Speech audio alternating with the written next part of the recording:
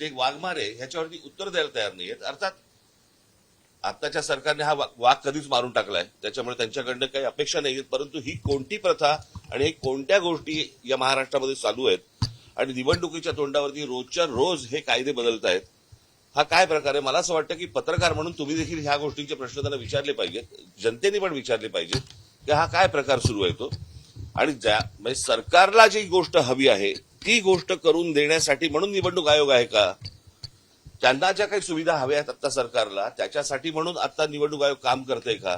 हा आमचा सगळ्यात महत्वाचा प्रश्न आहे. आमच्या दोन्ही पक्षाच्या सर्वच इतर राजकीय पक्षांच्या माझे सहकारी जे काम करणारे आमचे सगळे जेवढे सहकारी आहेत, शिवसैनिक आहेत, महाराष्ट्र सैनिक आहेत, या सगळ्यांना आम्हाला सांगायचं की सतर्क राहा, की तुम्ही आपल्या विभागामध्ये आपल्या बूथवरती कोणकोणत्या गोष्टी चालू आहेत ह्याच्यावरती तुमचं लक्ष असलं पाहिजे. हे आत्ता जे सत्ताधारी पक्ष आहेत ह्यांचे जे उमेदवार जे लोकांकडे जात आहेत त्यांच्यावरती लक्ष ठेवा. हे कुठे काय पैसे वाटतायत, कारण आता अनेक रील्स ही आत्ता बाहेर आलेली आहेत, तुमच्या मार्फतही अनेक गोष्टी बाहेर आलेल्या आहेत की याच्यामध्ये कशा प्रकारे पैसे वाटले जात आहेत. भारतीय जनता पक्षाच्या आणि शिंदेच्या त्या पॅम्पलेटच्या आतमध्ये 5-5 हजार रुपये टाकून ते पैसे वाटले जात आहेत. त्यातल्या आनंदाच्या अनेक काही गोष्टी आहेत की ज्याच्यामध्ये लोक नाकारतात पण आहेत.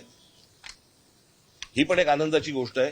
परंतु या सगळ्या गोष्टींसाठी हारलेली गोष्ट पुन्हा जिंकण्यासाठी म्हणून निवडणूक आयोग सरकारला मदत करतंय, हे हा आमचा निश्चित आरोप आहे निवडणूक आयोगावरती.